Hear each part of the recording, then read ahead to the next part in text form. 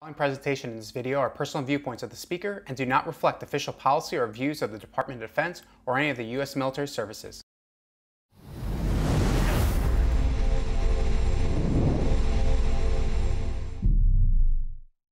Welcome to Shoot, Move, Communicate, where we provide video content for military members to be educated on how to be fit for the fight in life. In other words, we provide content for service members on how to be physically, mentally, and spiritually ready for the violence of combat and for tackling the obstacles of life. Our video content is designed to be used ideally in small unit discussion in conjunction with physical fitness and tactical training for maximum effectiveness. I'm Chris Reardon, an active duty U.S. Marine, and today we're continuing with part 2 of our series regarding the ethical and moral principles related to the employment of deadly force.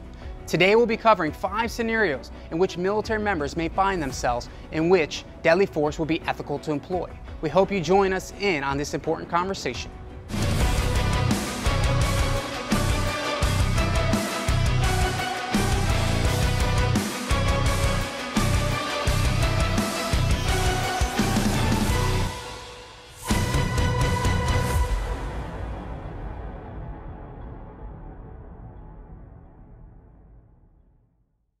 In the last session, we mentioned that there were 5 scenarios in which military members may lawfully employ deadly force.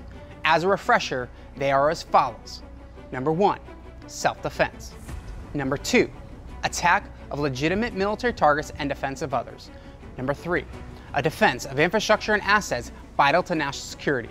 Number 4, protection of inherently dangerous property. And number 5, the prevention of the escape of a dangerous prisoner.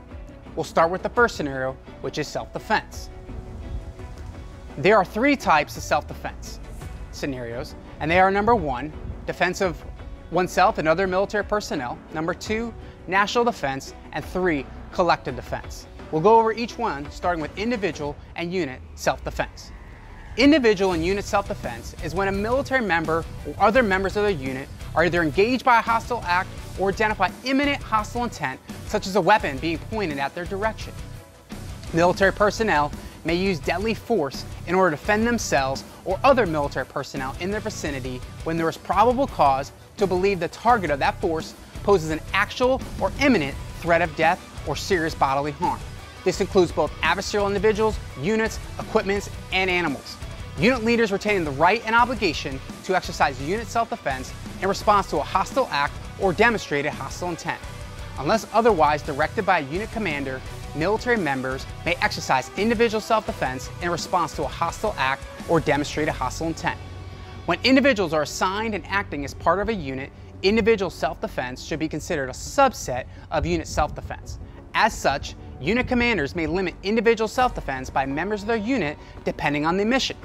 An example of this might be that a squad finds itself engaged with a sniper in a distant house and it can't easily locate the sniper to engage back with small arms.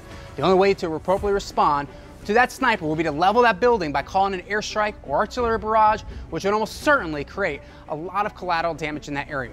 Considering that the squad can easily move out of the direct fire of that sniper, it might be considered to be of a mission necessity to not drop a bomb on that building in order to avoid collateral damage and turn the population against your unit.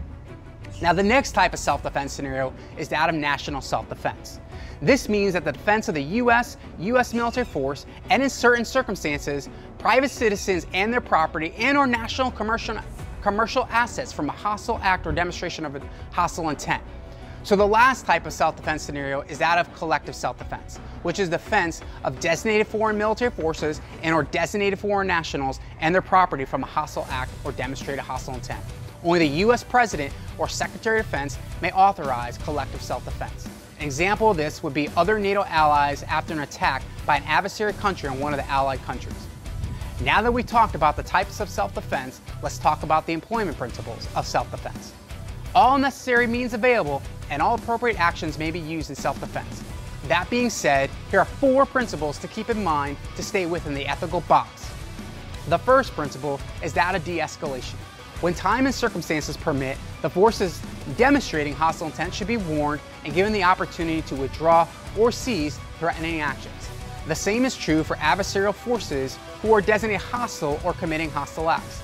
However, at the tactical level, the best general response to deter and defeat aggression will likely be force up to and including the use of deadly force when no warning is given. The second principle is that of necessity. This exists when a hostile act occurs or when adversary actors demonstrate hostile intent.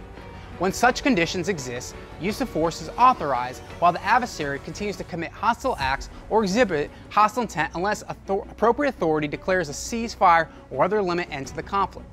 The third principle is that of proportionality. The use of force in self-defense should be sufficient to respond decisively to hostile acts or demonstrations of hostile intent. Such use of force may exceed the means and intensity of the hostile act or hostile intent, but the nature, duration, and scope of force used should not exceed what is required. The concept of proportionality in self-defense should not be confused with attempts to minimize collateral damage during offensive operations. For example, if engaged by a sniper or machine gunner holed up in a building, you can quickly employ a tank main gun round or an airstrike if needed to eliminate the immediate threat and ensure mission accomplishment. However, leveling an entire city block would not be proportional to the threat in this instance and would needlessly put civilians and potentially other militaries at undue risk for collateral damage. Ultimately, violence should be limited to what is necessary to achieve the military objective. The fourth principle of self-defense is that of pursuit. Self-defense includes the authority to pursue and engage forces that have committed to a hostile act or demonstrate a hostile intent. This especially is consideration when adversaries continue to commit hostile acts or demonstrate hostile intent. Now let's summarize what we've covered regarding self-defense. There are three types of self-defense, which include individual/unit self-defense, the national self-defense, and collective self-defense. There are four principles to consider when employing self-defense, which include de-escalation, necessity, proportionality, and pursuit. Now that we've covered the deadly force employment scenario of self-defense, let's go on to the second employment scenario, which is the attack of legitimate military targets and defense of others. When competent military authority, i.e. the U.S. President, National Command Authority, all the way down the chain of command, authorized military action against other state forces, terrorists, or criminals, otherwise known as a hostile force, then attacking these forces is authorized and is an obligation of service members based on their roles and responsibilities during a given mission. Of note, the principle of distinction from the law of armed conflict is critical. Care must be taken to positively identify combatants versus non-combatants, especially if a hostile force is declared. Furthermore, civilians may only be attacked for the time they are participating in hostilities. During actions against hostile forces, military personnel acting under appropriate rules of engagement, authorities may use deadly force to defend non-DoD personnel in their vicinity. This is especially true when there is probable cause to believe that these personnel are under the actual or imminent threat of death or serious bodily harm. Furthermore, this will be a circumstance for consideration of deadly force when the defense of non-military personnel is reasonably related to the performance of their assigned mission or duty status. Protecting civilians, medical, and religious personnel and wounded, captured, or surrendered combatants is also part of defending others. This may include protecting commercial shipping and aircraft in international waters or airspace, as well as repressing piracy against any vessel. Similar to self-defense, animals may be a legitimate target as well if a threat. An example of defending others could be defending private citizens at an air show when an active shooter or IED triggerman is determined to harm them. In summary, military members will be ethically allowed and obligated to employ deadly force against authorized hostile forces and when defending non-military personnel against adversary action. This is the conclusion of Part 2 regarding the military ethical use of deadly force. We'll be covering the last three scenarios where deadly force may be employed in the next video. Again, land of the free because of the brave and continue to stay fit for the fight and life.